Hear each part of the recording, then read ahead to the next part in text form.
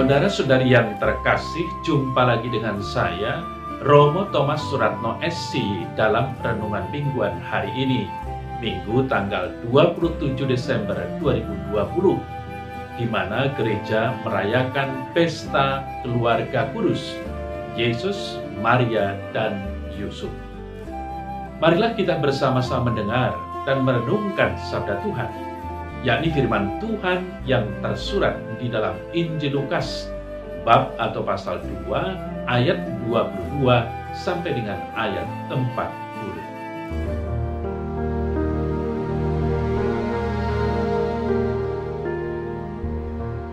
Ketika genap waktu pentahiran menurut hukum Taurat Musa, Maria dan Yusuf membawa anak Yesus ke Yerusalem untuk menyerahkannya kepada Tuhan seperti ada tertulis dalam hukum Tuhan. Semua anak laki-laki sulung harus dikuduskan bagi Allah. Juga mereka datang untuk mempersembahkan kurban menurut apa yang difirmankan dalam hukum Tuhan, yaitu sepasang burung terkukur atau 2 ekor anak burung merpati. Waktu itu adalah di Yerusalem seorang bernama Simeon. Ia seorang yang benar dan saleh hidupnya, yang menantikan penghiburan bagi Israel. Roh Kudus ada di atasnya, dan kepadanya telah dinyatakan oleh Roh Kudus bahwa ia tidak akan mati sebelum melihat Mesias, yaitu Dia yang diurapi Tuhan. Atas dorongan Roh Kudus, Simeon datang ke Bait Allah.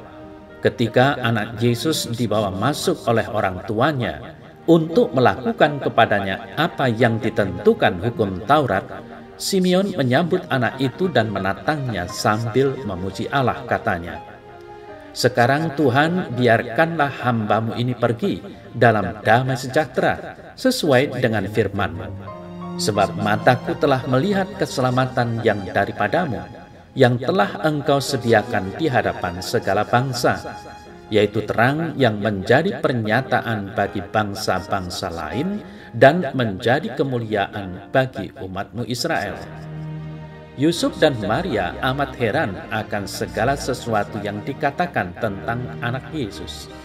Lalu Simeon memberkati mereka dan berkata kepada Maria, ibu anak itu, "Sesungguhnya anak ini ditentukan untuk menjatuhkan atau membangunkan banyak orang di Israel, dan untuk menjadi suatu tanda yang menimbulkan perbantahan.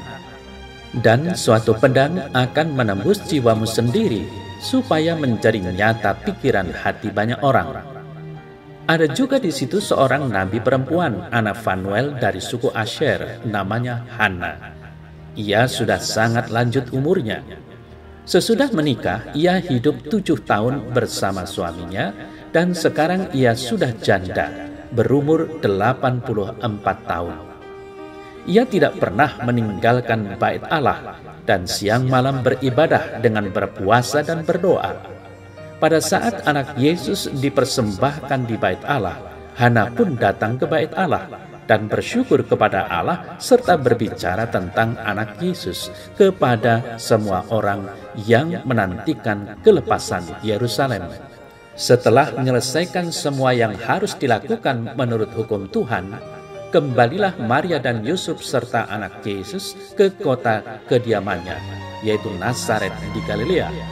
Anak itu bertambah besar dan menjadi kuat, penuh hikmat, dan kasih karunia Allah ada padanya.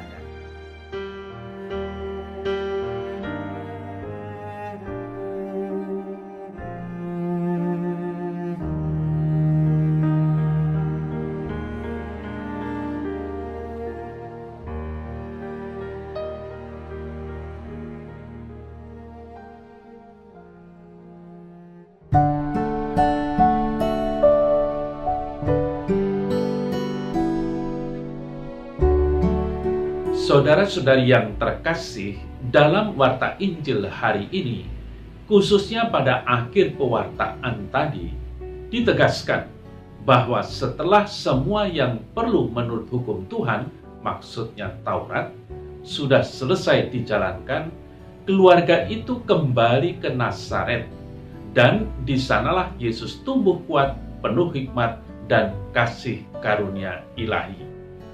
Begitulah ditandaskan bahwa orang tua Yesus mengikuti dengan taat keagamaan mereka dengan menjalankan apa-apa yang diperintahkan hukum Taurat. Yesus pun menjadi dewasa, ia bertumbuh dalam kesalehan yang turun-temurun dijalani orang di tanah suci. Oleh karena itu, saudara-saudari yang terkasih, Yesus nanti dapat mengajarkan kepada orang banyak bagaimana hidup beragama yang sejati. Dia bukan orang yang merombak, melainkan membawa kembali kepada akar terdalam hidup beragama, yakni menjadi penuh rahmat dan kasih karunia ilahi ada padanya. Kedua hal ini sebenarnya dua sisi dari kehidupan beragama yang sama. Kebijaksanaan dari sisi upaya manusiawi dan pendidikan, dan dari sisi ilahi hidup dalam anugerah rahmat-Nya. Itulah sosok Yesus yang akan diperkenalkan lebih lanjut dalam Injil Lukas. Saudara-saudari yang terkasih, menarik didalami bagaimana penginjil Lukas dalam petikan Injilnya kali ini memakai dua macam nama kota Yerusalem, yakni Hierusolima dan Yerusalim. Inilah caranya untuk menggambarkan dua suasana batin yang saling berlawanan. Kata yang pertama, Hierusolima, menunjukkan bahwa Yerusalem bukan semata-mata kenyataan fisik belaka, melainkan kenyataan batin yang hendak diungkapkan suasana batin baru yang terbuka bagi kehadiran yang ilahi. Itulah suasana batin yang dituju oleh kedua orang tua Yesus ketika membawanya ke sana. Disitulah ia dipersembahkan kepada Tuhan di bait-Nya. Bukan berarti diserahkan begitu saja, melainkan diakui sebagai anak-Nya yang dipercayakan agar dibesarkan sebagai manusia.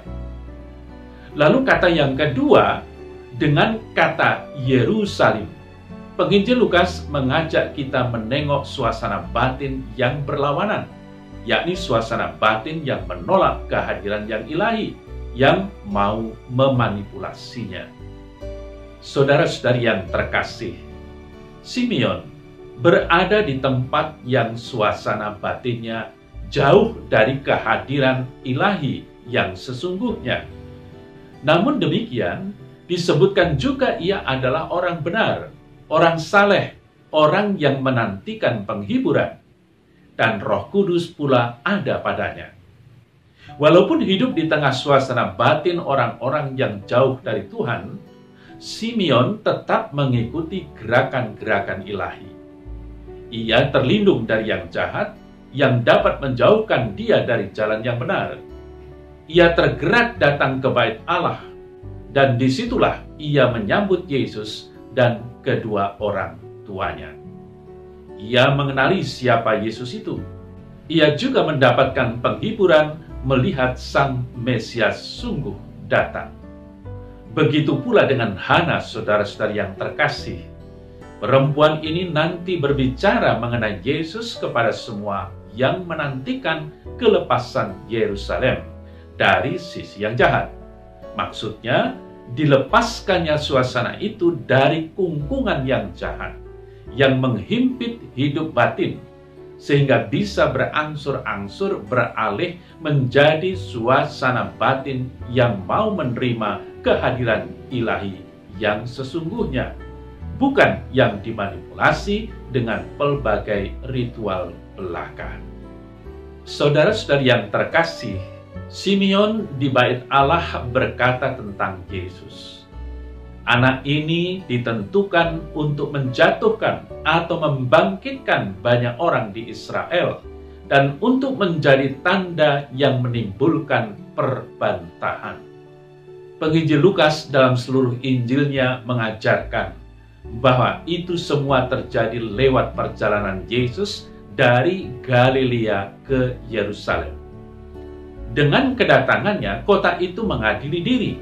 Bila menolak, maka kota itu menjadi kota Yerusalem yang prospek kehancurannya sudah jelas. Bila menerimanya, maka kota itu akan menjadi kota suci, Yerusalem yang abadi. Jadi, penyelamat yang lahir di tengah-tengah manusia ini akan menentukan nasib banyak orang. Kemudian, saudara-saudari yang terkasih, Simeon juga berkata kepada Maria, "Dan suatu pedang akan menembus jiwamu sendiri, supaya menjadi nyata pikiran hati banyak orang." Makna kata-kata ini tidak mudah untuk dipahami. Pedang ialah barang tajam yang akan membelah. Begitulah kehadiran Yesus yang lahir dari Maria akan membelah pikiran hati orang. Ia akan memilah yang jahat dari yang baik dalam diri orang, seperti halnya kedatangannya memisahkan Yerusalem, kota Yerusalem yang dirundung kekuatan jahat, dari Yerusalem, kota Yerusalem sejauh menerimanya.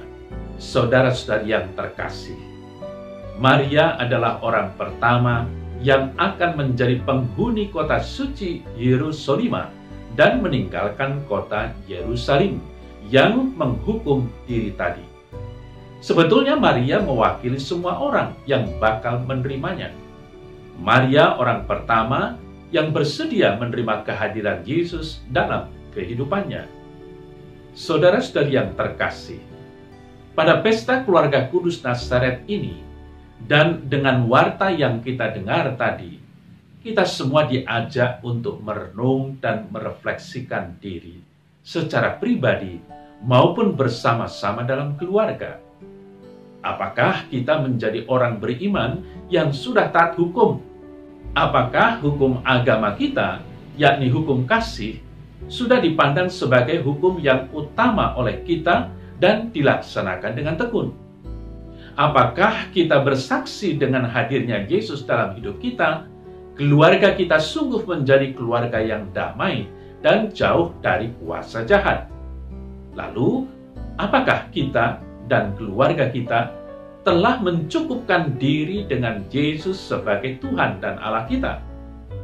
Apakah kita merasakan seperti keinginan dan kerinduan Simeon dan Hana akan hadirnya Sang Mesias menjadi kenyataan dalam hidup kita, bahwa hal itu sudah terpenuhi? Saudara-saudari yang terkasih, dengan pertanyaan-pertanyaan reflektif tadi, bagaimana kita harus menanggapinya?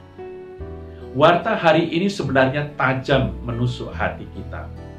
Namun seperti biasanya, warta Injil itu memang menyengat, menggugah, bukan hanya memberitahu.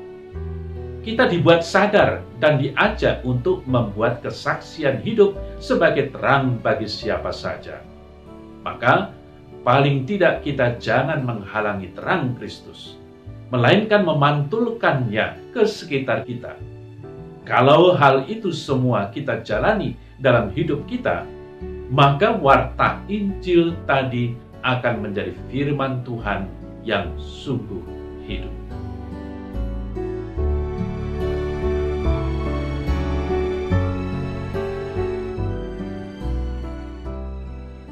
Dalam nama Bapa dan Putra dan Roh Kudus. Amin. Ya Tuhan Allah, sejahterakanlah keluarga-keluarga kami di mana saja kami berada. Semoga teladan iman personal keluarga Nazaret, baik itu Yesus, Maria, maupun Yusuf, sungguh dapat kami pahami dan hayati dalam hidup keluarga kami. Curahkanlah Roh Kudus-Mu selalu, sehingga kami dimampukan untuk hidup berkembang sesuai dengan kehendak dan rencana-Mu. Amin. Dalam nama Bapa dan Putra dan Roh Kudus. Amin.